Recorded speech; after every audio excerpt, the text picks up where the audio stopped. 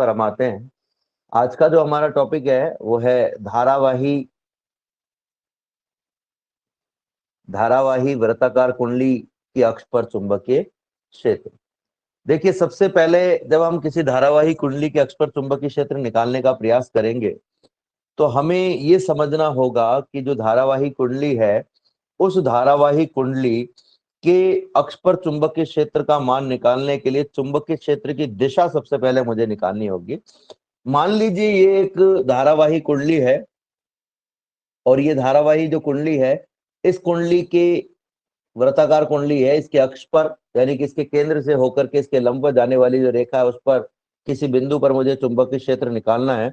किसी समय पर मैं इसके किसी अल्पांश, यहाँ एक अल्पांश है और ठीक ऐसा ही एक अल्पांश यहाँ है इस पर नीचे, इन दोनों अल्पांशों के कारण चुंबकीय क्षेत्र निकालना चाहता हूं। सबसे पहले मुझे अल्पांश में विद्युत धारा की दिशा की जरूरत पड़ेगी और दूसरा मुझे यहाँ पर स्थिति सदिश की दिशा की जरूरत पड़ेगी। स्थिति सदिश इस अल्पांश के केंद्र से इस बिंदु को मिलाने वाली रेखा की दिशा में होगा। तो ये ऊपर वाला जो हमने अल्पांश लिया उसके लिए स्थिति सदिश की दिशा ये होगी, ये जो मैंने अभी बनाई है। और जो नीचे हमने अल्पांश लिया है ये भी एक सममित अल्पांश है, इसके लिए जो स्थिति सदिश की दिशा है वो ये होगी। अब ये जो मैंने लूप बनाया है, इसके लिए अगर आपको चुंबकीय क्षेत्र की दिशा निकालनी है, इस लूप में बहने वाली धारा के कारण चुंबकीय क्षेत्र की दिशा किसी बिंदु पर निकालनी है, तो इसे वर्बली समझना थोड़ा सा मुश्किल है, इसलिए हम इसे प्रैक्टिकली समझने का प्रयास करेंगे। एक तरीके से हम इसको समझने का प्रयास करेंगे। आप ध्यान से देखिएगा, आप देख रहे होंगे मेरे पास में एक लूप है, ये आप देख रहे हैं मेरे पास में एक लूप है और ये जो लूप है, इस लूप को इस प्रकार से आपकी मोबाइल स्क्रीन के हिसाब से अगर मैं देखूं तो इस प्रकार से रखा हुआ है और जो चित्र हमने अभी पीडीएफ में देखा था उसमें भी इसी प्रकार से बनाया हुआ है। जब लूप को इस प्रकार से रखा हुआ हो और ये जो लूप है, इस लूप का जो केंद्र है, ये केंद्र है, इस केंद्र से होकर के इस लूप के लंबवत जाने वाली जो रेखा है, ये रेखा, ये इसका अक्ष कहलाती है। अब मान लीजिए कि इस रेखा के किसी बिंदु पर हमें चुंबकीय क्षेत्र ज्ञात करना था, इस बिंदु पर चुंबकीय क्षेत्र ज्ञात करना था, तो मैं दो अल्पांश ले रहा हूं, एक अल्पांश मैंने यहां ले लिया है और एक अल्पांश मैंने यहां ले लिया है। ये दो अल्पांश मैंने ले लिए, एक अल्पांश ऊपर और एक अल्पांश नीचे मैंने ले लिया। इन दोनों अल्पांशों के कारण जब मुझे चुंबकीय क्षेत्र की दिशा ज्ञात करनी है, इस बिंदु पर चुंबकीय क्षेत्र की दिशा ज्ञात करनी है, तो उसके लिए मैं राइट हैंड रूल काम में लूंगा। अपने सीधे हाथ की चारों उंगली और अंगूठे को एक दूसरे के लंबवत इस प्रकार से फैलाना है और इनको इस प्रकार से रखना है कि जो अंगूठा है वो धारावाही अल्पांश में धारा की दिशा में हो और चारों उंगलियां उस बिंदु की ओर इंगित करती हो जिस बिंदु पर आपको चुंबकीय क्षेत्र ज्ञात करना है। तो मान लीजिए ये जो अल्पांश हम देख रहे हैं, इसमें जो धारा की दिशा है वो कुछ इस प्रकार से है, मेरी ओर है, इस ओर है, यानी मोबाइल से दूर की ओर है। यूं हम कहें इस दिशा में विद्युत धारा बह रही है, इस दिशा में विद्युत धारा बह रही है, यहाँ ये अल्पांश है, इस अल्पांश पर इस दिशा में विद्युत धारा बह रही है। अगर इस दिशा में विद्युत धारा बह रही है तो हम जो धारावाही अल्पांश है उस धारावाही अल्पांश पर एक स्पर्श रेखा हम खींचेंगे। ये यहाँ पर मैं एक स्पर्श रेखा खींच देता हूँ, धारा की दिशा कुछ इस प्रकार से है, तो यहाँ मैंने ये एक अल्पांश ये खींच दिया है। इस प्रकार से मैं कह सकता हूं कि एक मैंने यहाँ पर क्या कह सकते हैं इसको अपन, स्पर्श रेखा मैंने बना दी। इस स्पर्श रेखा की दिशा में अगर मैं अपने अंगूठे को रखूं, इस स्पर्श रेखा की दिशा में मैं इस अंगूठे को रख रहा हूं, आप ध्यान से देखिएगा, ये हमारे पास में बिंदु है इस प्रकार से और ये मेरा राइट हैंड है। इस राइट हैंड के अंगूठे की जो दिशा है वो धारा की दिशा में है और जो चारों उंगलियां हैं वो इस बिंदु की ओर इंगित करती हुई हैं। आप देख सकते हैं इस बिंदु की ओर इंगित करती हुई है। तो हथेली से धक्का देने की जो दिशा है, ये हथेली से धक्का देने की दिशा, आप देख रहे होंगे जो चारों उंगलियां है ये वास्तव में जो अभी हमने चित्र देखा था उस चित्र में स्थिति सदिश की जो दिशा है उस स्थिति सदिश की दिशा को बता रही है। और जो इससे चुंबकीय क्षेत्र की दिशा हमारे पास में आ रही है वो चुंबकीय क्षेत्र की दिशा कैसी है, स्थिति सदिश के लंबवत ऊपर की ओर है। अब इसी तरीके से अगर मैं इस अल्पांश के कारण निकालना चाहूं तो चूंकि धारा की दिशा यूं जा रही थी तो इस अल्पांश के लिए इस ओर होगी, यानी कि मुझे अंगूठे को इस ओर रखना पड़ेगा और जो उंगलियां हैं वो मुझे स्थिति सदिश की दिशा में रखनी होंगी। तो हथेली से धक्का देने की दिशा यानी कि ये दिशा, यहां पर भी हम देख सकते हैं कि जो हथेली से धक्का देने की दिशा है वो स्थिति सदिश यानी चारों उंगलियों से के लंबवत है। तो हम ये कह सकते हैं कि जब भी मैं किसी धारावाही अल्पांश के कारण, एक बार फिर से समझ लीजिए, ये धारावाही अल्पांश है, ये सॉरी एक धारावाही वृत्ताकार कुंडली है, ये इसका अक्ष है। मैं थोड़ा सा हाथ से मैंने इसको पकड़ा हुआ है तो ये पेन थोड़ा टेढ़ा मेढ़ा हो जाता है, इसलिए आपको समझने के लिए थोड़ा सा कॉन्सेंट्रेट करते हुए ये देखना पड़ेगा, मानना पड़ेगा कि ये इसका अक्ष ही है। ठीक है, इस धारावाही अल्पांश में जो विद्युत धारा की दिशा है वो कुछ इस प्रकार से है, इस प्रकार से। अगर मैं इस अल्पांश के कारण, इस अल्पांश के कारण इस बिंदु पर चुंबकीय क्षेत्र ज्ञात करना चाहूं तो सबसे पहले इस पर मुझे एक स्पर्श रेखा खींचनी होगी। क्योंकि धारा की दिशा इस प्रकार से है, यानी कि अगर मैं स्पर्श रेखा खींचूं तो स्पर्श रेखा की दिशा इस प्रकार से मेरे पास में आएगी, इस प्रकार से स्पर्श रेखा की दिशा आएगी। तो ये जो अंगूठा है वो मुझे स्पर्श रेखा यानी कि धारा की दिशा में रखना है। स्पर्श रेखा की दिशा में मैंने अंगूठा रखा, चारों उंगलियां जो है वो मुझे इस बिंदु से इस बिंदु को मिलाने वाली जो स्थिति सदिश है, ये स्थिति सदिश है, इस स्थिति सदिश की दिशा में रखनी है। ठीक है, ये चारों उंगलियां मैंने स्थिति सदिश की दिशा में रख दी, ये चारों उंगलियां मैंने स्थिति सदिश की दिशा में, देखो अंगूठा तो मैंने रख दिया धारा की दिशा में और चारों उंगलियां स्थिति सदिश की दिशा में। हथेली से धक्का देने की जो दिशा है, ये हथेली से धक्का देने की दिशा जो कि आप देख रहे हो स्थिति सदिश के लंबवत है, ये चुंबकीय क्षेत्र की दिशा कहलाएगी। ठीक इसी प्रकार से ये जो अल्पांश हमने लिया था इसके ठीक विपरीत दिशा में, यानी कि यहां मैं एक अल्पांश लूं और यहां अगर मैं धारा की दिशा की बात करूं तो धारा की दिशा इस ओर है, तो धारा की दिशा में मैंने अपना अंगूठा रख दिया और जो चारों उंगलियां हैं वो स्थिति सदिश की दिशा में मैंने रख दी है। हथेली से धक्का देने की जो दिशा है, ये हथेली से धक्का देने की जो दिशा है, यही चुंबकीय क्षेत्र की दिशा होगी। इस प्रकार से हम चुंबकीय क्षेत्र की दिशा निकाल सकते हैं। बच्चों, चुंबकीय क्षेत्र की दिशा निकालने का तरीका समझने के लिए एक बार फिर से हम इसकी प्रैक्टिस करेंगे, लेकिन इसकी प्रैक्टिस अब आपको करनी है और मुझे बताना है कि क्या मैं जो बोल रहा हूं वो सही बोल रहा हूं या आपने जो बताया है वो आपके समझ में आया है नहीं आया है। मान लीजिए ये आपके पास में एक धारावाही अल्पांश है, सॉरी एक धारावाही वृत्ताकार कुंडली है, ये इसका अक्ष है और ये अक्ष का एक बिंदु है, इस पर हमें चुंबकीय क्षेत्र की दिशा ज्ञात करनी है। ध्यान से समझना, बहुत इंपॉर्टेंट बात है ये। मान लीजिए कि ये जो वृत्ताकार कुंडली है वो आपके मोबाइल की स्क्रीन के लंबवत रखी हुई है, जैसे मैंने अभी इस घिरनी को बताया था, जिस प्रकार से घिरनी आपको लंबवत दिखाई दे रही थी आपके मोबाइल स्क्रीन के, ठीक इसी प्रकार से लंबवत का अभिप्राय क्या है? लंबवत का अभिप्राय यह है कि अगर मैं इस घिरनी को यानी वृत्ताकार धारावाही तार को इस मोबाइल के अंदर लेके जाता तो ये आधा मोबाइल के अंदर चला जाता और आधा मोबाइल से बाहर रह जाता। मेरे ख्याल से आप इमेजिन कर पा रहे होंगे कि आपकी मोबाइल स्क्रीन के हिसाब से अगर हम देखें तो किस प्रकार से घिरनी रखी हुई है। इसमें जो धारा की दिशा है वो कुछ इस प्रकार से है। ठीक है, अब इसमें भी आपको ध्यान रखना होगा कि आप इसे इस प्रकार से देखें कि ये वाला जो हिस्सा है, ये वाला जो हिस्सा है ये आपको पीछे दिखाई दे और ये वाला जो हिस्सा है वो आपको सामने दिखाई दे। सामने का मतलब ये है कि आप मेरे तरफ ध्यान दीजिएगा, ये घिरनी को आप देख रहे हो, ये घिरनी अभी कैसे रखी हुई है बच्चों? देखो, एक तो ऐसे रखी हुई है तो इसका मतलब क्या हो गया? मोबाइल स्क्रीन के समानांतर। और अभी हम देख रहे हैं कि इस प्रकार से, इसका मतलब ही हो गया मोबाइल स्क्रीन के लंबवत। तो इसमें दो हिस्से हैं, एक हिस्सा वो है जो मुझसे दूर की तरफ है, जो मुझसे दूर की तरफ है, यानी ये हिस्सा, ये आपको तो पास में दिखाई दे रहा है लेकिन मुझसे दूर की तरफ है। ठीक है, ये मुझसे दूर की तरफ है, इसलिए मेरे लिए ये बैक वाला हिस्सा कहलाएगा। और जो मेरे पास में है वो हिस्सा मेरे लिए फ्रंट वाला हिस्सा कहलाएगा। ठीक है ना, ध्यान से समझना इस बात को, क्योंकि इस चित्र को, ये चित्र जो है वो एक तरीके से अभी 3D चित्र हो जाएगा हमारे लिए। और हमारी जो मोबाइल स्क्रीन है उसमें दो ही अक्ष है, एक्स अक्ष और वाई अक्ष, यानी 2D है। तो इस चित्र को समझने के लिए आपको इमेजिनेशन को ही काम में लेना पड़ेगा, चाहे आप इसको बोर्ड पे समझो, चाहे आप इसको मोबाइल की स्क्रीन पे समझो, चाहे आप इसको कहीं पर भी समझो, जब तक आप इसको एक 3D की तरह नहीं इमेजिन करोगे तब तक आप विद्युत धारा के कारण चुंबकीय क्षेत्र की दिशा ज्ञात नहीं कर पाओगे। फिर से समझ लेना, मैं फिर से इसको बना रहा हूं, चित्र को व्हाइट बोर्ड पे मैं बना देता हूं इस चित्र को, और फिर केवल हम चित्र को ही समझने का प्रयास करेंगे, बाद में हम पीडीएफ पर आएंगे।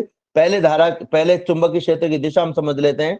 मैंने जैसा कि आपको बताया था, ये मान लीजिए वृत्ताकार धारा वही चालक तार है, और इस वृत्ताकार धारावाही चालक तार का ये अक्ष है। इस अक्ष के इस बिंदु पर मुझे चुंबकीय क्षेत्र की दिशा ज्ञात करनी है।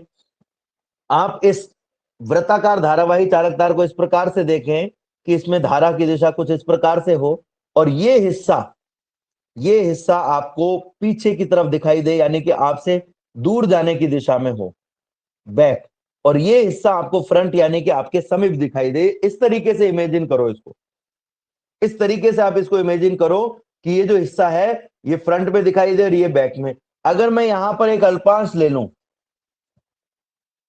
ठीक है, सबसे पहली बात तो ये अल्पांश में धारा की दिशा है। यहां पर मुझे एक स्पर्श रेखा खींचनी पड़ेगी। मुझे इमेजिन करके बताओ आप कि ये स्पर्श रेखा की दिशा इस मोबाइल स्क्रीन के हिसाब से, यहां जब मैं एक स्पर्श रेखा बनाऊंगा तो स्पर्श रेखा की ये जो दिशा आएगी मेरे पास में, ये इस मोबाइल की स्क्रीन के हिसाब से मोबाइल की स्क्रीन के बाहर की ओर होगी, अंदर की ओर होगी, राइट टू लेफ्ट होगी, या लेफ्ट टू राइट होगी?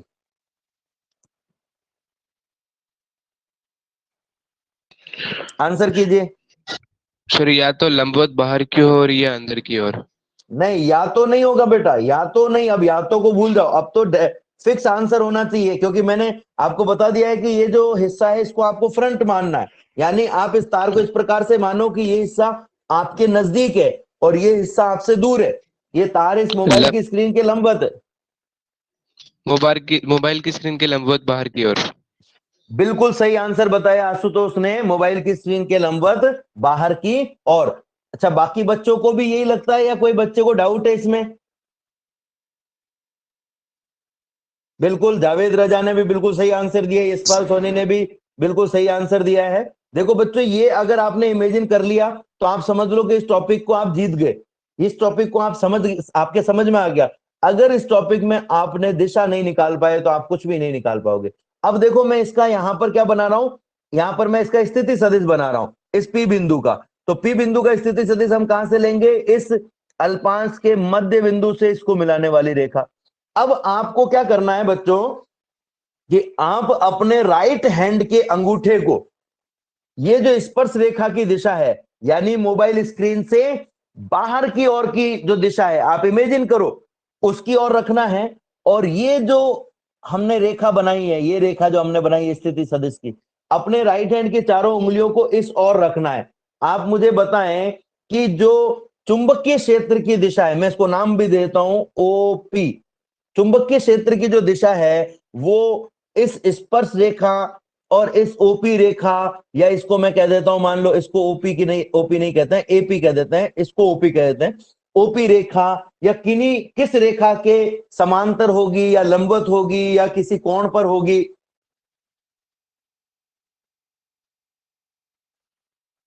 क्या आप इससे चुंबकीय क्षेत्र की दिशा निकाल पाओगे? तो मैं यहां पर कहूंगा, जैसे मैंने अभी भी थोड़ी देर पहले भी आपको कहा था कि जो चुंबकीय क्षेत्र की दिशा है वो निकालने के लिए आपको क्या करना पड़ेगा? अपने राइट हैंड के अंगूठे को, अपने राइट हैंड के अंगूठे को इस स्पर्श रेखा की दिशा में यानी मोबाइल स्क्रीन से बाहर की ओर, और जो चारों उंगलियां हैं उसे आपको इस स्थिति सदिश की दिशा में रखना पड़ेगा। तो जो चुंबकीय क्षेत्र की दिशा होगी वो हथेली से धक्का देने की दिशा यानी स्थिति सदिश के लंबवत आएगी, ये दिशा आएगी। क्या मैंने ये दिशा सही बनाई है चुंबकीय क्षेत्र की? आपके हिसाब से भी क्या यही दिशा आ रही है या कोई और दिशा आ रही है? आंसर करें बच्चों। बिल्कुल यही यही दिशा आ रही है। कई बच्चों के उत्तर आ रहे हैं, उनमें उन्होंने कहा है कि यही दिशा उनकी आ रही है। अब अगर इस अल्पांश के कारण लेता तो मैं, तो देखो इस अल्पांश में अगर बाहर की ओर है तो ये धारा यूं बही, और इस अल्पांश में किधर होगी? अंदर की ओर। और ये हो गया इसका स्थिति सदिश। तो इसके लिए जब मैं चुंबकीय क्षेत्र की दिशा निकालूंगा तो ये दिशा हमारे पास में आएगी। इस प्रकार से हम चुंबकीय क्षेत्र की दिशा ज्ञात कर सकते हैं। तो मेरे हिसाब से चुंबकीय क्षेत्र की दिशा अब आप लोग बड़ी आसानी से निकाल पाओगे। अब मैं इस टॉपिक में आगे बढ़ूंगा और इस टॉपिक को हम पूरा करेंगे। तो मैं फिर से अपने पीडीएफ पर आ रहा हूं, क्योंकि देखो इस टॉपिक में सबसे महत्वपूर्ण जो था वो दिशा निकालना ही था। अगर आप दिशा नहीं निकाल पाओगे तो फिर आप इस टॉपिक में आगे नहीं बढ़ पाओगे, किसी भी तरीके से आगे नहीं बढ़ पाओगे। इसलिए इस टॉपिक को समझने के लिए आपको दिशा कैसे निकालनी है चुंबकीय क्षेत्र की, वो आना बहुत जरूरी है। और एक खास बात हमने कल भी पढ़ी थी कि जो चुंबकीय क्षेत्र का मान होता है, इस किसी भी अल्पांश के कारण, बायो सावर्ट के नियम से हमने पढ़ा था, उसका जो मान होता है dB, वो μ0/4 पाई IDL cross R, IDL cross R। फिर से मैं दोहरा रहा हूं, IDL क्रॉस R। ये फॉर्मूला यहाँ पर अभी भी लिखा हुआ आपको दिखाई दे रहा होगा, ये रहा IDL क्रॉस R के इक्वल होता है, ये रहा IDL क्रॉस R के इक्वल होता है। अब IDL क्रॉस R के इक्वल होने का मतलब क्या है, हमने कहा, मैंने पहले भी आपको बताया था कि अगर A क्रॉस B की वैल्यू आप निकाल रहे हो, तो जो वैल्यू जो भी आपके पास में आएगी, मान लीजिए C आया है, तो ये जो C होता है वो A और B दोनों के ही लंबवत होता है, इन दोनों के लंबवत होता है, ए और बी दोनों के लंबवत होता है। तो ऐसा ही हम यहाँ पर देख रहे हैं, ये जो चित्र है आप देख सकते हो, इस चित्र में ये वाला जो हिस्सा है, इसको आप बैक ले लीजिए, इस हिस्से को आप फ्रंट ले लीजिए, तो यहाँ जो अल्पांश है, उस अल्पांश के कारण चुंबकीय क्षेत्र की दिशा इस ओर आएगी। अब इसमें गलती आप क्या करते हो, जब आप ये चित्र बना रहे होते हो, तब आप क्या करते हो कि भाई ये तो हो गई आर की दिशा, इधर ये नीचे वाले अल्पांश, इस अल्पांश के लिए ये हो गई आर की दिशा, ऊपर वाले अल्पांश के लिए ये आर की दिशा, नीचे वाले अल्पांश के लिए ये आर की दिशा। अब हमने ऐसा ही एक टॉपिक बहुत पहले पढ़ा था, लगभग इससे मिलता जुलता टॉपिक है, इससे मिलता जुलता चित्र था, वो था विद्युत क्षेत्र वाले चैप्टर में किसी अनंत लंबाई के तार के कारण चुंबकीय क्षेत्र, और आपने उसमें भी कुछ ऐसा ही किया था, यहाँ पर एक स्थिति सदिश निकाला था, यहाँ एक स्थिति सदिश, लेकिन वहां विद्युत क्षेत्र की दिशा इस ओर आई थी आपके पास में। और इस ओर क्यों आई थी, क्योंकि विद्युत क्षेत्र की दिशा के लिए हमने देखा था विद्युत क्षेत्र की दिशा आर कैप यानी कि स्थिति सदिश की दिशा में होती है।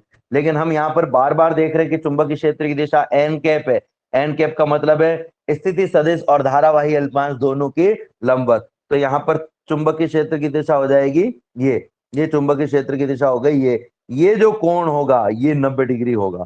ठीक है, अब इसको हम यहाँ पर समझने का प्रयास करेंगे। जो चित्र दिया हुआ है, इस चित्र से ही आप ध्यान से देखेंगे कि हमने यहाँ पर ये जो निकाला हुआ है, ये ऊपर वाले, इस ऊपर वाले अल्पांश, इस अल्पांश के कारण चुंबकीय क्षेत्र को मैं dB1 कह देता हूं, और इस नीचे वाले अल्पांश के कारण चुंबकीय क्षेत्र को मैं dB2 कह देता हूं। यदि इस रेखा से ये थीटा कोण बनाता हो, तो जिस दिशा में ले जाने पर कोण का मान घट करके शून्य हो जाए, उस दिशा में उस सदिश का कॉस घटक विद्यमान होता है। तो dB1 को अगर इस रेखा पर ले जाया जाए, तो इस रेखा पर ले जाने पर कोण का मान यानी थीटा का मान घट करके 0 हो जाएगा, इसलिए इस रेखा पर इसका dB cos थीटा कॉस घटक होगा, dB1 cos थीटा। और इसी तरीके से इस dB को इस रेखा पर ले जाए, तो इस रेखा पर ले जाने पर कोण का मान बढ़कर के 90 डिग्री हो जाएगा, इसलिए यहां पर इसका साइन घटक होगा dB1 sin थीटा। इसी प्रकार से अगर हम यहाँ पर देखें कि ये जो dB2 है, यानी कि इस नीचे वाले अल्पांश के कारण चुंबकीय क्षेत्र है, इसका मान अगर मैं निकालना चाहूं, तो इसके लिए भी हम कह सकते हैं कि इस रेखा पर ले जाने पर इस कोण थीटा का मान घट करके 0 हो जाएगा। ठीक है, अब ये कोण थीटा कहां से आया ये भी हम समझ लेते हैं एक बार। तो आप देख सकते हो यहां से कि ये जो कोण है, ये वाला कोण, इस कोण का मान थीटा है, तो इस कोण का मान कितना होगा, क्योंकि टोटल कोण का मान 90 माइनस थीटा, इसलिए इस कोण का मान 90 माइनस थीटा हो जाएगा। इसको मैं थोड़ी सी देर के लिए x मान लेता हूं, इसको मैं मान लेता हूं y।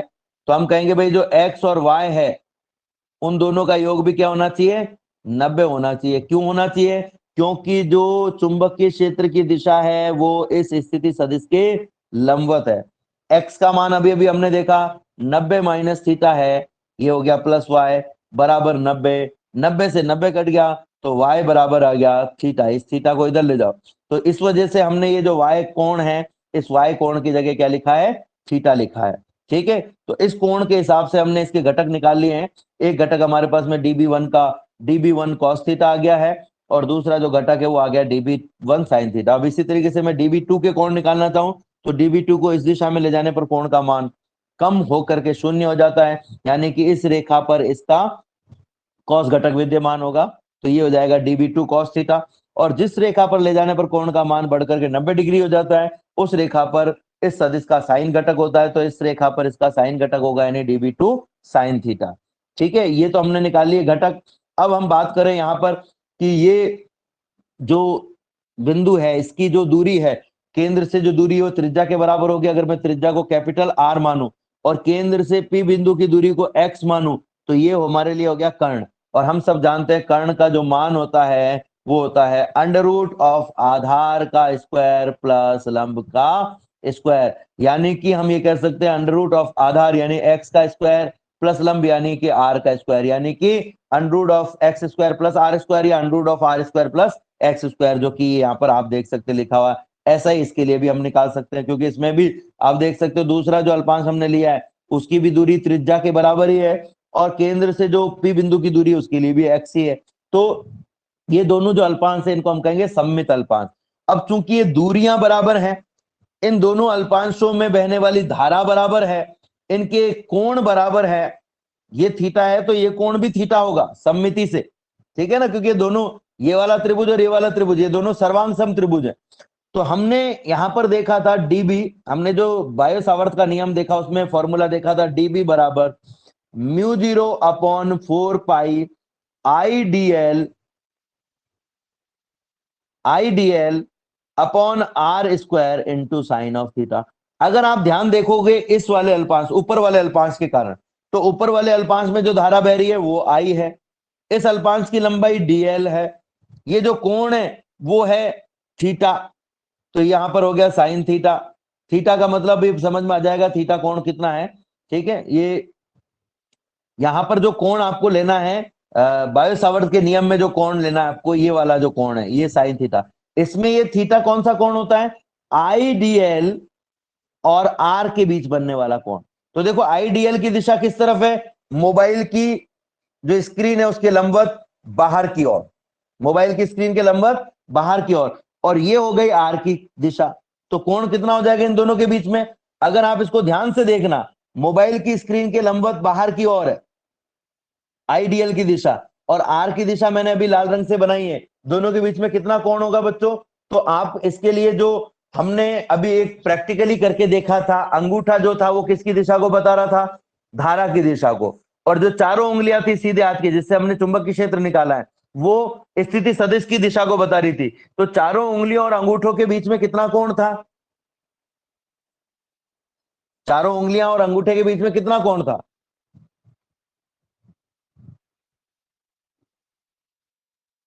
नब्बे डिग्री।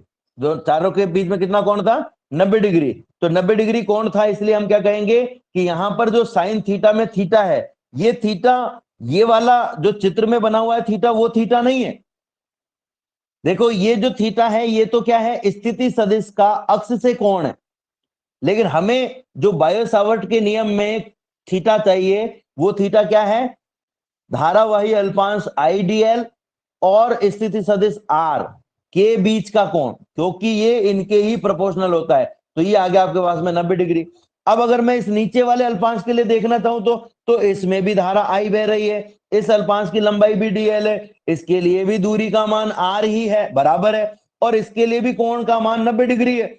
इसमें भी जो अल्पांश है धारावाही अल्पांश उसकी दिशा होगी अंदर की ओर, अंदर की ओर। और इसमें भी आपने देखा था, मैंने आपको बताया था धारावाही अल्पांश के कारण बी बिंदु पर चुंबकीय क्षेत्र की दिशा निकालने के लिए अंगूठे की दिशा को हमने धारावाही अल्पांश की दिशा में रखा था और जो उंगलियां हैं चारों उनको हमने रखा था स्थिति सदिश की दिशा में। तो वहां पर भी अंगूठे और उंगली यानी कि धारावाही अल्पांश और स्थिति सदिश की दिशा के मध्य 90 डिग्री का कोण बन रहा था। तो यहां पर भी ये कोण 90 डिग्री है, और जो कोण 90 डिग्री यहां पर भी है, तो यहां पर भी हम ये कह सकते हैं कि चाहे ऊपर वाले भाग के लिए यानी अल्पांश के लिए हम लें, चाहे नीचे वाले अल्पांश के लिए हम लें, इन दोनों अल्पांशों के लिए ही IDL R और साइन 90 इन सब का मान एक जैसा है, तो इनके लिए dB का मान भी एक जैसा आना चाहिए। इसका मतलब यह हुआ कि dB1 का मान और dB2 का मान सेम होगा।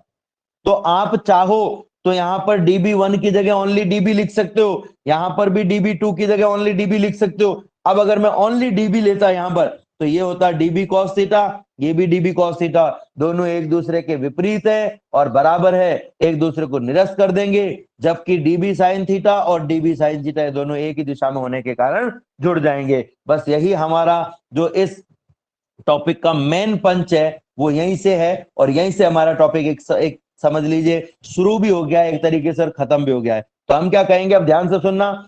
माना किसी धारावाही वृत्ताकार धारावाही चालक तार के अक्ष पर केंद्र से x दूरी पर कोई बिंदु P है, इस धारावाही चालक तार के किसी धारावाही अल्पांश IDL के कारण P बिंदु पर चुंबकीय क्षेत्र dB है। इसी अल्पांश के विपरीत और सममित, विपरीत और सममित मतलब विपरीत दिशा में है, बिल्कुल ठीक विपरीत है, व्यासीय विपरीत दिशा में, यानी कि अगर इसको और इसको मैं मिला दूं तो व्यास आएगा हमारे पास।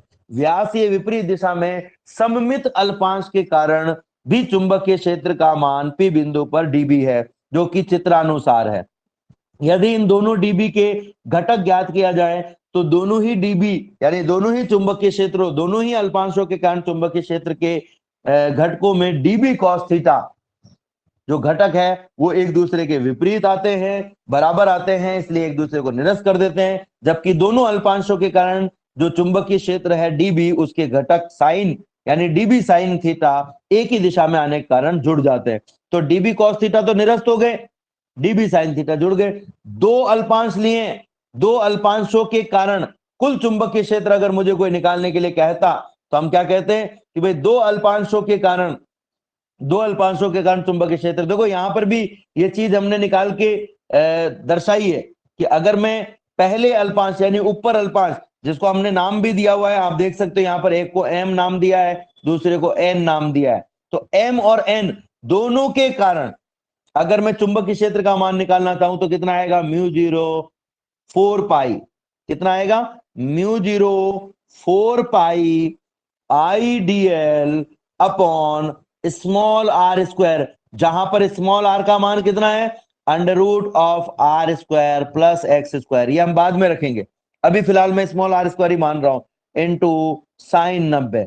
और अगर मैं दूसरे अल्पांश के कारण निकालना चाहूं तो उसके लिए भी ये मान सेम आएगा, यानी कि हम कहेंगे dB1 और dB2 का जो परिमाण है, दिशा एक जैसी नहीं है लेकिन परिमाण समान है। अब अगर इसके घटक ज्ञात करें हम तो हम ये कहते हैं कि जो dB1 cos थीटा और dB2 cos थीटा है, इसमें dB1 और dB2 का मान समान है, यानी कि परिमाण में समान है और एक दूसरे के विपरीत है, इसलिए एक दूसरे को निरस्त कर देते हैं, एक दूसरे को निरस्त कर देते हैं। जबकि जो dB1 sin थीटा और dB2 sin थीटा है वो एक ही दिशा में होने के कारण जुड़ जाते हैं, और इनकी दिशा कैसी है, अक्ष की दिशा में है, जिस दिशा में अक्ष है उसी दिशा में दोनों ये हैं। तो अब अगर मैं टोटल चुंबकीय क्षेत्र निकालना चाहूं तो मुझे dB1 cos थीटा और dB2 cos थीटा को तो जोड़ने की जरूरत है ही नहीं, क्योंकि ये तो निरस्त हो गए। तो टोटल चुंबकीय क्षेत्र कितना हो जाएगा, दो घटकों के कारण, दो अल्पांशों के कारण, हम कहेंगे दो अल्पांशों, बात है, दो अल्पांशों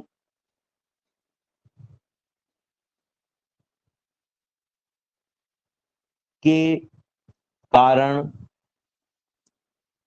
चुंबकीय क्षेत्र कितना होगा, पहला हो जाएगा dB1 sin थीटा और दूसरा हो जाएगा dB2 sin थीटा। अब थोड़ी सी देर के लिए, जैसा कि अभी हमने कहा कि जो dB1 और dB2 है उन दोनों के मान बराबर है, तो इसको हम थोड़ी सी देर के लिए क्या मान लेते हैं, dB1 को भी dB1 और dB2 दोनों में से किसी एक को हटा करके दूसरा रख देते हैं। जैसे हमने कहा भाई dB1 बराबर dB2 है, तो या तो dB1 की जगह dB2 रख दो या dB2 की जगह dB1 रख दो, एक ही बात है। तो हम यहां पर रख देते हैं, हमारे पास में कितना आएगा, dB1 sin थीटा, ये तो हमारे पास में ऑलरेडी है, प्लस ये जो dB2 है इसको हटा करके मैंने रख दिया dB1 sin थीटा, दोनों को जोड़ दो, कितना हो जाएगा 2dB1 sin थीटा। अब देखो दो घटकों के कारण 2dB1 sin थीटा है, अगर मुझे किसी एक घटक के कारण निकालना हो तो हम कहेंगे भाई एक घटक के कारण निकालना है तो दो का भाग दे दो, दो के कारण 2dB1 sin थीटा है, एक के कारण निकालना होगा तो हम कहेंगे ओनली 1 साइन थीटा हो जाएगा। तो किसी एक अल्पांश के कारण, एक अल्पांश के कारण चुंबकीय क्षेत्र, इसको मैं कह देता हूं dB, बराबर dB1 साइन ऑफ थीटा। अब यहां पर मैं dB1 का मान रखूंगा, तो dB1 का मान कितना है? dB1 का मान यानी कि किसी एक अल्पांश के कारण, किसी अल्पांश के कारण चुंबकीय क्षेत्र का मान कितना होता है? μ0 upon 4 pi I D L upon small R square into sine. यहां पर भी साइन आएगा, लेकिन यहां पर साइन के साथ में जो थीटा है उसका मान 90 डिग्री है, हम पहले ही बता चुके हैं। और ये जो सूत्र का साइन थीटा है, ये भी मैं यहां लिख देता हूं, साइन थीटा। ठीक है, साइन 90 का जो मान होता है वो होता है 1, साइन 90 का मान 1 होता है। ठीक, हमारे पास में आ जाएगा यहां पर dB बराबर μ0 upon 4 pi I D L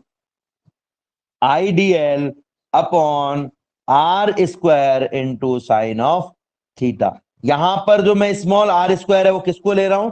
small R square में ले रहा हूं यहां पर इस दूरी को। ये जो दूरी है, ये जो दूरी है स्थिति सदिश की दूरी, इसको स्मॉल आर लिया गया। अब देखो यहां से ये स्मॉल आर है, थोड़ी देर के लिए स्मॉल आर ही लो इसको, ये थीटा है, ये आर है, ये एक्स है। अगर मुझे साइन थीटा का मान निकालना हो तो साइन थीटा का मान कितना आएगा? लंब बटा कर्ण।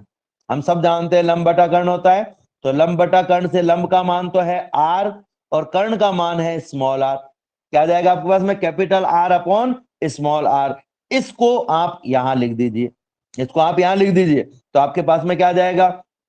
dB बराबर μ0 upon 4 pi I D L upon small R square, और साइन थीटा की जगह आ गया capital R upon small R. तो नीचे स्मॉल आर से स्मॉल आर स्क्वायर गुणा हो गया, स्मॉल आर क्यूब हो जाएगा। अब आपके पास में नया मान क्या होगा? तो नया मान हम देख लेते हैं। हमारे पास में नया मान आ जाएगा dB बराबर, dB क्या है? किसी एक अल्पांश के कारण चुंबकीय क्षेत्र, μ0 अपॉन 4 पाई, ठीक है, I D L into R upon small R square, ठीक है, सॉरी स्मॉल आर क्यूब। अब इस स्मॉल आर का मान हम रखेंगे, स्मॉल आर का मान हम चलो बाद में रख देंगे। अगर मुझे पूरे वृत्ताकार धारावाही चालक तार के कारण निकालना है तो एक छोटे से अल्पांश के कारण अक्ष पर स्थित किसी बिंदु P पर चुंबकीय क्षेत्र का मान इतना आया है। अगर मुझे पूरे वृत्ताकार धारावाही चालक तार के कारण निकालना हो तो आप दो तरीके से निकाल सकते हो। एक तरीका यह है कि ऐसे बहुत सारे छोटे छोटे टुकड़े कर दीजिए इस तार के, उन सबके कारण चुंबकीय क्षेत्र निकालिए और जोड़ दीजिए। और दूसरा तरीका यह है कि आप समाकलन कर दीजिए। तो हम यहाँ समाकलन कर देते हैं, कहां से कहां तक? तो हम कहेंगे भाई डी, और इस तरफ जो है हमने कर दिया समाकलन इस राशि का, μ0 upon 4 pi I D L into R upon R cube. अब dB का समाकलन हम कहां से कहां तक कर रहे हैं? तो हम कहेंगे भाई जो अल्पांश हमें लेना है dl, वो सबसे छोटा अल्पांश अगर मैं लेना चाहूं तो 0 लंबाई का हो सकता है, इससे छोटा अल्पांश नहीं हो सकता, यानी अल्पांश हो ही नहीं।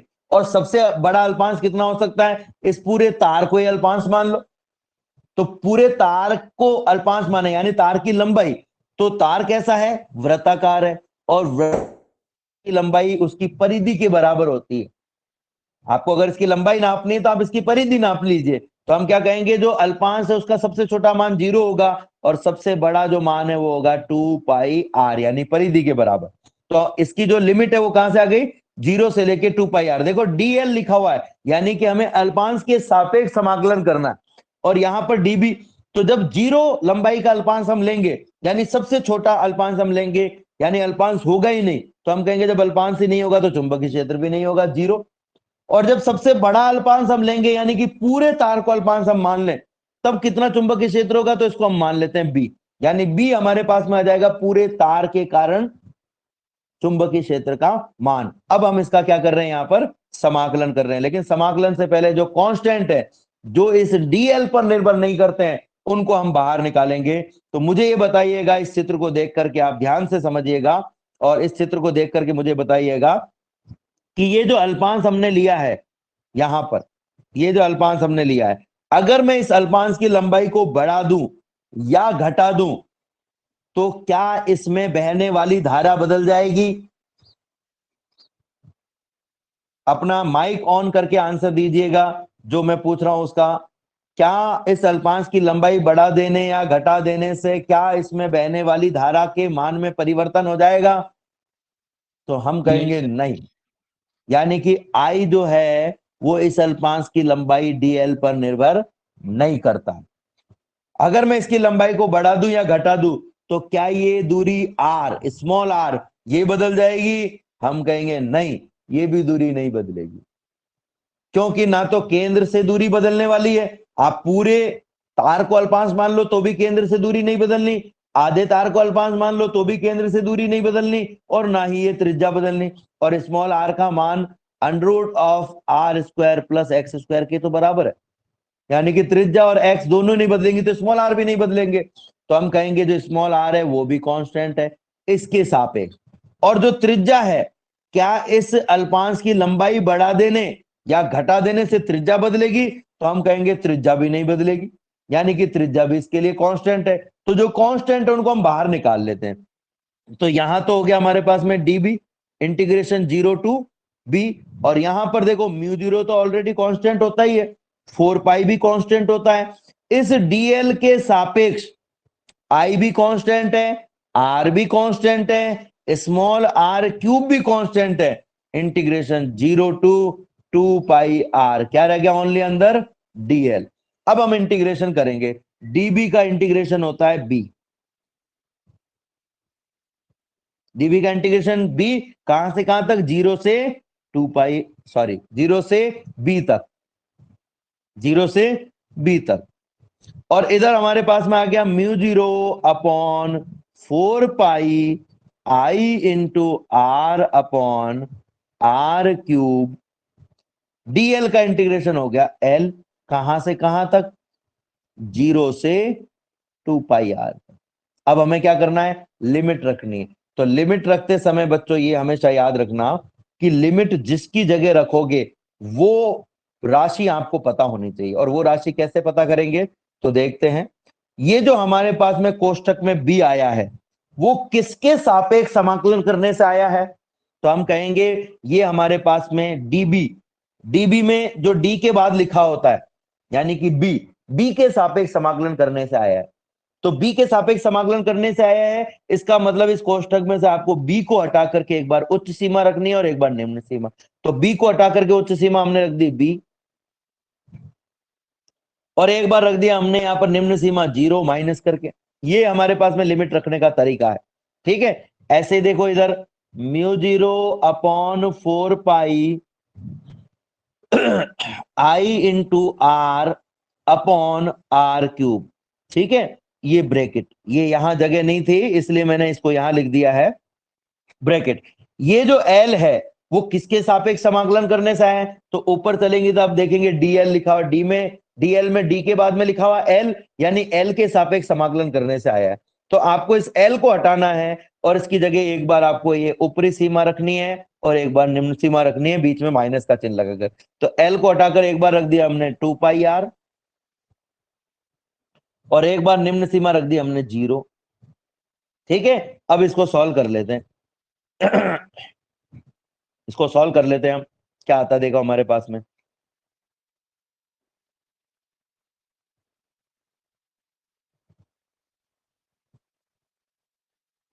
देखते हैं हमारे पास में b माइनस 0 बराबर तो हो गया b बराबर म्यू 0 ऑलरेडी है, 4 पाई ऑलरेडी है, आई ऑलरेडी है, आर ऑलरेडी है, 2 पाई आर आ गया हमारे पास में। 2 पाई आर माइनस 0 बराबर 2 पाई आर, और नीचे हो गया आपके पास में आर स्क्वायर लिख दिया था बाई मिस्टेक मैंने, आर क्यूब, आर क्यूब। देखो ये पाई से पाई कैंसिल हो गया, 2 से 2 टाइम्स ये कैंसिल हो गया। अब आपके पास में क्या आ गया? b बराबर mu 0 into into I into R R square upon नीचे रह गया 2, 2 से 4 जो है 2 बार कट गया था, और आर क्यूब, इस आर क्यूब का मान रख देते हैं। तो बी बराबर आ जाएगा आपके पास में μ0 I into R square upon 2। Small R का मान है R square plus X square की घात 1/2। अंडरूट में था, स्मॉल आर का जो मान है वो एक्चुअल में हमारे पास में क्या था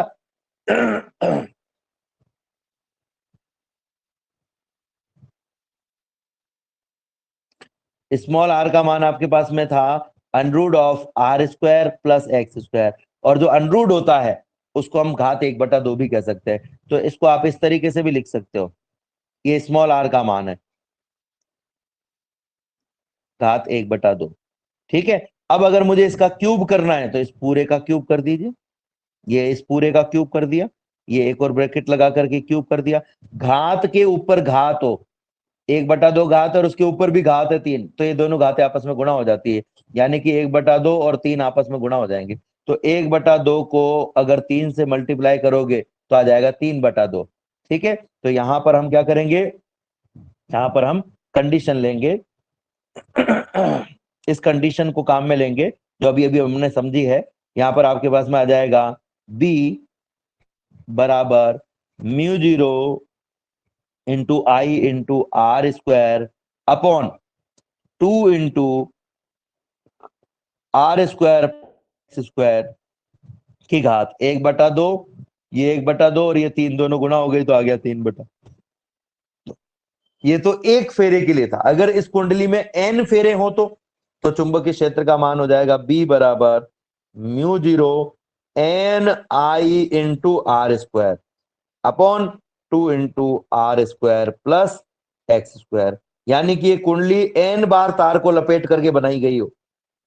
ये जो वृत्ताकार धारावाही चालक तार है ये n बार घुमा करके n फेरे इसके लिए गए हो, तो यहां पर n से मल्टीप्लाई हो जाएगा। इस प्रकार से हम किसी धारावाही कुंडली के केंद्र पर चुंबकीय क्षेत्र ज्ञात कर सकते हैं। इसको एक बार फिर से समझ लेते हैं। देखिए, हमने देखा कि 2 अल्पांश है हमारे पास में, प्रत्येक अल्पांश के कारण जो चुंबकीय क्षेत्र है उसका मान हम निकाल चुके हैं। dB1 का मान भी हमारे पास में V0 IDL upon 4 pi R square plus X square हमारे पास में आया था, लेकिन मैंने आपको कहा था इस R square plus X square की जगह ओनली स्मॉल आर स्क्वायर ले सकते हो, वो थोड़ा सा इजी रहेगा, बार बार ये इतनी बड़ी राशि हमें नहीं लिखनी पड़ेगी। खैर, ये लिख भी दोगे तो कोई फर्क नहीं पड़ेगा। दूसरा जो dB2 है उसका मान भी सेम आया था, मैंने कहा था कि dB1 और dB2 cos theta, dB1 cos theta और dB2 cos थीटा परिमाण में बराबर और दिशा में एक दूसरे के विपरीत है, तो एक दूसरे को कैंसिल कर देते हैं। जबकि dB1 sin थीटा और dB2 sin थीटा ये दोनों ही अक्ष की दिशा में है, इसलिए ये दोनों जुड़ जाते हैं। तो 2 अल्पांशों के कारण जो चुंबकीय क्षेत्र है उसका मान dB1 sin theta plus dB2 sin theta आता है। जबकि dB1 और dB2 का मान बराबर है, इसलिए dB2 की जगह भी अगर आप dB1 रख दोगे तो ये आपके पास में आ जाएगा 2 dB1 sin थीटा। ये 2 अल्पांशों के कारण है। अगर मैं एक अल्पांश के कारण निकालना चाहूं तो एक अल्पांश के कारण हो जाएगा dB बराबर dB1 sin थीटा। अब यहां पर dB का मान रख दीजिए, तो dB1 का मान रख दीजिए, तो dB1 का मान ये रहा, ऊपर आप देख सकते हो यहां पर रहा। dB1 का मान है μ0 I dl upon 4 pi R square plus X square. यहां पर ये R square plus X square लिया हुआ है, मैंने थोड़ी देर पहले इसकी जगह ओनली स्मॉल आर लिखा था, आर स्क्वायर लिखा था, कोई फर्क नहीं पड़ता, एक ही बात है। अब अगर मैं साइन थीटा का मान निकालना चाहूं तो साइन थीटा का मान हम चित्र से ऑलरेडी निकाल चुके हैं। साइन थीटा का मान चित्र से कितना आता है, आर बटा स्मॉल आर, यानी कि आर बटा under root of R square plus X square. तो ये मान हमने यहाँ रख दिया साइन थीटा का। साइन थीटा का मान ये दीजिए, ये रख दीजिए R upon R square plus X square की घात 1/2। अंडर का मतलब 1/2 होता है। अब आप इसको ध्यान से देखना कि ये जो R square plus X square है,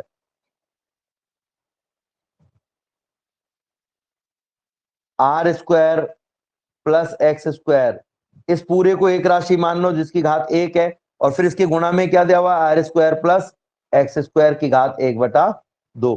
ठीक है, तो इन दोनों के आधार समान है, घातें जुड़ जाएंगी, R square plus X square ये तो हो गया आधार, और घात हो गई 1 प्लस 1/2, यानी 1 में आधा जोड़ दोगे तो 1.5 यानी कि 3/2 आ जाएगा। तो ये 3/2 आ गया इस तरीके से। यहाँ पर अगर मुझे पूरे तार के कारण निकालना है चुंबकीय क्षेत्र तो इसका समाकलन कर दीजिए। ये समाकलन कर दिया 0 से लेकर के 2 पाई आर। डीबी का समाकलन करोगे तो बी आएगा आपके पास में, ठीक है। म्यू 0 आई आर 4 पाई और R square plus X square को अपन बाहर ले सकते हैं, R square plus X square की घात 3/2 को बाहर ले सकते हैं। अंदर मोहम्मद जवाद रंगरेज अपना माइक ऑफ कर लो। डीएल रह जाएगा इंटीग्रेशन में, डीएल का इंटीग्रेशन करोगे तो एल आएगा, जैसे कि अभी अपन ने थोड़ी देर पहले निकाला था। यहां पर अगर हम लिमिट रखेंगे तो mu 0 I R 4 pi R square plus X square की घात 3/2, ये तो बाहर ऑलरेडी है।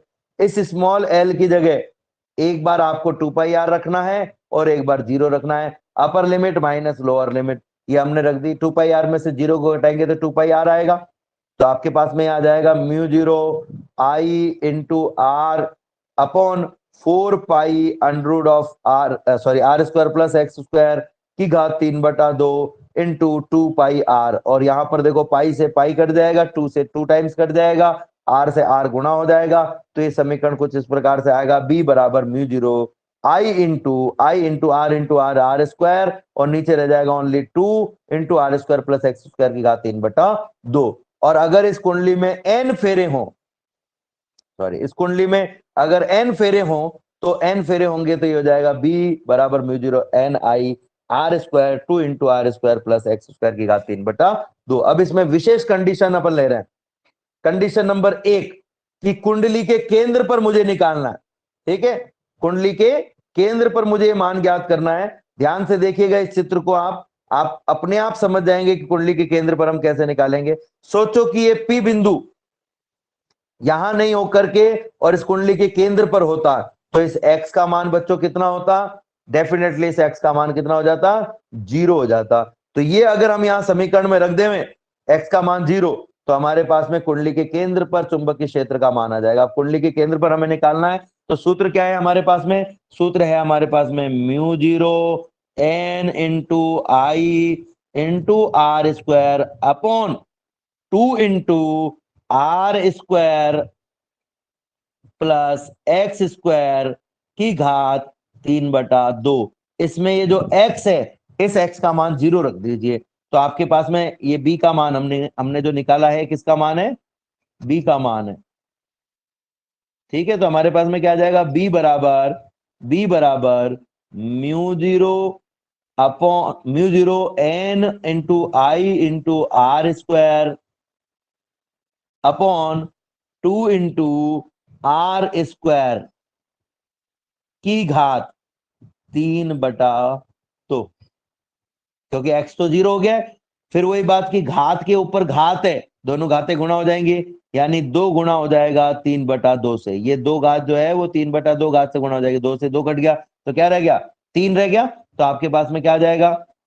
यहां पर आपके पास में आ जाएगा b बराबर mu 0 N into I into R square upon 2 into R cube. ये आर स्क्वायर से 2 घात कट गई, एक घात रह गई, तो b बराबर आ गया आपके पास में mu 0 N into I upon 2 into R. ये हमारे पास पे कुंडली के केंद्र पर चुंबकीय क्षेत्र का मान है। एक बार फिर से समझ लेते हैं हम। कुंडली के केंद्र पर x बराबर 0 होता है, तो यहाँ पर x बराबर 0 अगर आप रख दोगे तो आपके पास में आ जाएगा इस सूत्र में mu 0 N I R square. ये तो अंश में एज इट इज है, नीचे 2 रहेगा और x की जगह 0 रख दोगे तो आर स्क्वायर की घात 3/2 यानी कि आर क्यूब हो जाएगा। और आर स्क्वायर से आर क्यूब की 2 घातें कट जाएगी तो नीचे only mu 0 N I upon 2 R रह जाएगा। अब अगर मैं एक और कंडीशन ले लेता हूं कि यदि जो बिंदु P है, ये बिंदु P जो हमने लिया है, ये वाला बिंदु P, ये अगर बहुत ज्यादा दूर हो तो ऐसी स्थिति में हम कहेंगे कि x का मान इस त्रिज्या r की तुलना में बहुत बड़ा होगा। और अगर x का मान r की तुलना में बहुत बड़ा होगा तो x स्क्वायर का मान तो r स्क्वायर की तुलना में और भी बड़ा हो जाएगा। यानी कि हम x स्क्वायर के सामने इस r स्क्वायर को नेग्लेक्ट कर सकते हैं। यानी ये आर स्क्वायर अगर एक्स स्क्वायर के जोड़ या बाकी में हो तो उस पद में से हम इसको हटा सकते हैं। नेग्लेक्ट केवल उन पदों में कर सकते हैं जिनमें ये जो छोटी राशि है वो जोड़ या बाकी में, और छोटी राशि हमारे लिए अभी कौन है? एक्स की तुलना में आर। एक्स की तुलना में आर बहुत छोटा है, तो एक्स स्क्वायर की तुलना में आर स्क्वायर और भी ज्यादा छोटा होगा। यानी आर स्क्वायर को आप नेग्लेक्ट मान सकते हो, केवल वहां से जहां से ये एक्स स्क्वायर के जोड़ या बाकी में हो, गुणा या भाग में हो, वहां से नहीं मान सकते। ठीक है ना, क्योंकि छोटी राशि को अगर हम नहीं जोड़ें तो भी कोई फर्क नहीं पड़ता है, अगर नहीं घटाएं तो भी कोई फर्क नहीं पड़ता है। बिल्कुल वैसे है जैसे एक टैंक पानी में से एक मग पानी निकाल लो यानी घटा दो, तो टैंक के पानी पर ज्यादा असर नहीं पड़ेगा, और एक मग पानी डाल दोगे तो भी ज्यादा असर नहीं पड़ेगा। तो इसी तरीके से हम यहाँ पर क्या कर रहे हैं, इस आर स्क्वायर को नगण्य मान रहे हैं, यानी लगभग जीरो मान रहे हैं। तो देखो ये जो सूत्र हमारे पास में आया है, इस सूत्र में अगर मैं इस आर स्क्वायर को, ये कौन से बिंदु के लिए, यदि बिंदु P कुंडली की त्रिज्या R की तुलना में बहुत अधिक दूरी पर हो, तब हम क्या करेंगे, हमारे पास में सूत्र है B बराबर mu zero I into sorry N into I into R square upon upon 2 into R square plus X square की घात 3/2। यहां से आपको इस आर स्क्वायर को नेग्लेक्ट कर देना है, हटा देना है, हटा दिया तो बी बराबर आ गया आपके पास में mu zero N into I into R square upon 2 into X square की घात 3/2। वही बात, घात के ऊपर घात है, देखो 2x की घात 2 है और उसके ऊपर भी घात 3/2 है, दोनों घातें आपस में गुणा हो जाएंगी, तो 2 इंटू 2 गुणा हो गया, 2 से 2 कट गया, 3 रह गया, तो आपके पास में आ जाएगा एक्स स्क्वायर की घात 3, यानी कि सूत्र बन जाएगा b बराबर mu zero N into I into R square upon 2x³। बस इससे आगे हम इसको सॉल्व नहीं कर सकते, तो इस तरीके से हम ये मान भी निकाल सकते हैं। ठीक है, ये भी कंडीशन हमारे पास में आ गई। अब एक कंडीशन हम इसमें और लेंगे, एक कंडीशन हम और लेंगे, वो भी हम समझेंगे, लेकिन उससे पहले इसको भी एक बार वापस रिवाइज कर लेते हैं। तो आप देख सकते हो यहाँ पर हमारे पास में आ रहा है म्यू जीरो एन आई, हम अगर आर स्क्वायर को नगण्य मान ले तो आर की जगह 0 लिख दिया, तो सेम वही मान हमारे पास में आ जाएगा जो भी मैंने निकाला है। एक कंडीशन में और ले रहा हूं कि यदि जो केंद्र से दूरी है यानी कि ये x है, इस x का मान अगर r/2 यानी त्रिज्या के आधी दूरी के बराबर हो, तब क्या होगा, तब हम इस x की जगह r/2 लिख देंगे। तो देखते हैं हमारे पास में क्या आएगा, हमारा जो सूत्र है b का वो है b बराबर mu zero N into I into R square upon 2 into R square plus X square की घात 3/2। यहां पर हमारे पास में क्या आ जाएगा, b बराबर mu zero N into I into R square upon 2 into R square, चूंकि x का मान जो है वो r/2 के बराबर है, r/2 लिख दिया x की जगह, का होल क्यूब, ठीक, की घात 3/2 का, x का स्क्वायर इसलिए r/2 का भी स्क्वायर करना पड़ेगा, ब्रैकेट को खोल देते हैं, b बराबर mu zero N into I into R square upon 2 into R square, ये r/2 का स्क्वायर किया तो आ गया r²/4 की घात 3/2।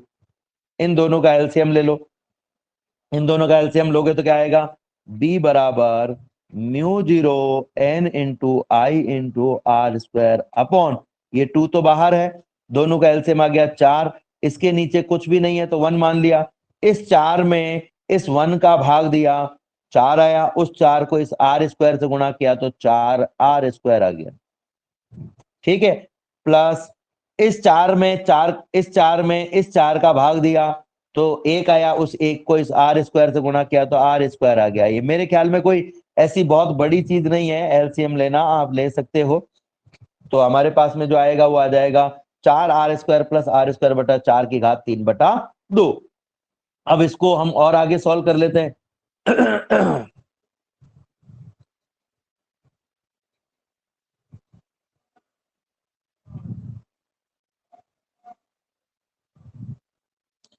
और आगे मैं सॉल्व कर रहा हूं, इसको ध्यान से समझिएगा। ये हमारे पास में आ जाएगा b बराबर म्यू जीरो एन आई इंटू r², ये तो हो गया ऊपर, नीचे आपके पास में रह गया 2, 4r² प्लस 1r² बराबर 5r² बटा 4 की घात 3/2। 3/2 का मतलब होता है 1.5 और 1.5 का मतलब होता है 1 और आधा। 3/2 का मतलब क्या है 1.5, या हम इसको कह सकते हैं 1 प्लस हाफ, यानी कि आपको 5 की 1 घात भी लेनी है और हाफ घात भी लेनी है। देखो इसको ऐसे लिख सकते हो आप 5/4 इंटू आर स्क्वायर की घात 1.5, 3/2 यानी 1.5। अब 1.5 को आप क्या लिख सकते हो 1 प्लस 0.5। हम जब आधार समान होता है तो घाते जोड़ देते हैं, ये हमने पहले किया हुआ है कई बार। इस तरीके से किया हुआ है कि मान लीजिए x का स्क्वायर है और x की घात 1 है, आधार समान है, तो हम कहते थे भाई 2 + 1 घाते जोड़ दो। और अगर घाते जुड़ी हुई है तो उसको हम ऐसे पृथक भी कर सकते हैं वापस से। तो जुड़ी हुई घात को पृथक करना है तो दोनों को गुणा कर दो। तो हमारे पास में जो राशि है इसको भी हम ऐसे ही सॉल्व करेंगे। हमारे पास में राशि है 5/4 इंटू आर स्क्वायर। मैं केवल इसको सॉल्व कर रहा हूं थोड़ी सी देर के लिए। आर स्क्वायर की घात 1 प्लस 0.5 है, तो इसको आप लिख सकते हो 5/4 इंटू आर स्क्वायर की घात 1 इंटू 5/4 इंटू आर स्क्वायर की घात 0.5 यानी कि 1/2। 0.5 का मतलब है आधा। ठीक है, अब इसको सॉल्व करते देखो कितना आ जाएगा 5/4 इंटू आर स्क्वायर। ये तो हमारे पास आ गया, 1 घात है उसको लगाने की जरूरत नहीं है। और 5/4 इंटू आर स्क्वायर की घात 1/2 यानी अंडरूट लेना है, तो 5 का अंडरूट हो गया 0.5, सॉरी अंडरूट 5, और 4 का अंडरूट हो गया 2, और आर स्क्वायर का अंडरूट हो गया आर। अब इनको गुणा कर लो आपस में आप इनको आपस में गुणा करोगे तो आपके पास में क्या आ जाएगा, हमारे पास में आ जाएगा 5 अंडरूट 5, और नीचे आ जाएगा 4 इंटू 2 यानी कि 8, और R square into R equal to R cube. तो ये इस ब्रैकेट का पूरे का समाधान है। ठीक है, ये हम यहां रख देते हैं, ये हम यहां रख देते हैं। तो देखो क्या आता है हमारे पास, b बराबर μ0 ni into R square upon 2 into 5√5/8, ठीक है, इंटू आर क्यूब। ये आर स्क्वायर से 2 घात कट गए, 1 घात रह गई, ये 2 से कट गया 4 बार, ये 4 चला गया ऊपर। तो आपके पास में आ जाएगा b बराबर 4 μ0 ni अपॉन 5√5 इंटू आर। अब इस 4 इंटू 5√5, 4/5√5 का मान अगर आप निकालना चाहो तो सामान्य आप गणित से निकाल सकते हो। 5√5 का जो मान है वो 4/5√5 का जो मान है, इसको आप लिख सकते हो इस तरीके से b बराबर 4/5√5 बराबर इंटू μ0 ni अपॉन आर। इस पूरी समीकरण को 2 से ऊपर नीचे गुणा कर दो। तो 2 से ऊपर गुणा किया तो 4 दूना 8 हो गया, और 2 से नीचे गुणा किया तो ये आ गया। ये जो मान है ये मान कहलाता है केंद्र पर चुंबकीय क्षेत्र का मान। तो b बराबर हो जाएगा 8/5√5, 8/5√5 इंटू बी केंद्र। और जब आप इसको सॉल्व करोगे तो इसका मान आता है 0.72, यानी b बराबर हो जाएगा 0.72 इंटू बी केंद्र, यानी कि केंद्र से r/2 दूरी पर चुंबकीय क्षेत्र का मान केंद्र पर चुंबकीय क्षेत्र का 72% रह जाता है, 72% रह जाता है। तो इस तरीके से आप ये मान ज्ञात कर सकते हो। एक बार फिर से समझ लेते हैं हम इसको, थोड़ा सा गणितीय भाग ज्यादा है इस वाले टॉपिक में। यदि कुंडली P, यदि बिंदु P कुंडली के केंद्र से r/2 दूरी पर हो, r/2 दूरी पर हो, तो किस तरीके से हम निकाल सकते हैं, तो x का मान रख दीजिए r/2। x का मान अगर हम r/2 रख देंगे तो हमारे पास में क्या आएगा बच्चों, देख लेते हैं। हम यहाँ पर पुट कर रहे हैं मान, ये हमारे पास में आ गया b बराबर μ0 ni r square to R square plus r/2 की घात 2। x की जगह हमने रख दिया r/2, तो r/2 का स्क्वायर करोगे तो r² /4 हो जाएगा। इसको अगर हम आगे सॉल्व करेंगे तो जैसे अभी मैंने सॉल्व करके बताया था, ठीक उसी तरीके से आपको सॉल्व करके इसका मान निकालना है। और जब आप इसको सॉल्व करोगे, इस ब्रैकेट को खोलोगे, तो आर स्क्वायर हमारे पास में ब्रैकेट में है R square plus plus R square बटा 4। देखो इसको एलसीएम लेके भी सोल्व कर सकते हो। एक और तरीका है, इस 4 को इस आर स्क्वायर से गुणा करो और जो आवे उसमें ये आर स्क्वायर जोड़ दो। तो 4 को आर स्क्वायर से गुणा किया तो हो गया 4 आर स्क्वायर, और इसमें ये जोड़ दिया प्लस आर स्क्वायर, तो कितना हो गया 5 आर स्क्वायर बटा नीचे कितना है 4। ये ऐसे भी आप इसे सॉल्व कर सकते हो। तो ये आपके पास में ब्रैकेट के अंदर की जो राशि है उसका मान आ जाएगा। ठीक है, ये हमने निकाल लिया, ये यहाँ पर रख दिया है mu 0 N I R square 2 into 5 बटा 4 आर स्क्वायर। इसको खोलोगे ब्रैकेट को, तो जैसे अभी हमने सॉल्व किया था ठीक उस तरीके से हमारे पास में मान आ जाएगा। यानी हम ये कह सकते हैं कि केंद्र से r बटा 2 दूरी पर जो चुंबकीय क्षेत्र का मान होता है किसी अक्ष पर, वो केंद्र पर चुंबकीय क्षेत्र का 72% होता है, लगभग 72% होता है। तो इस तरीके से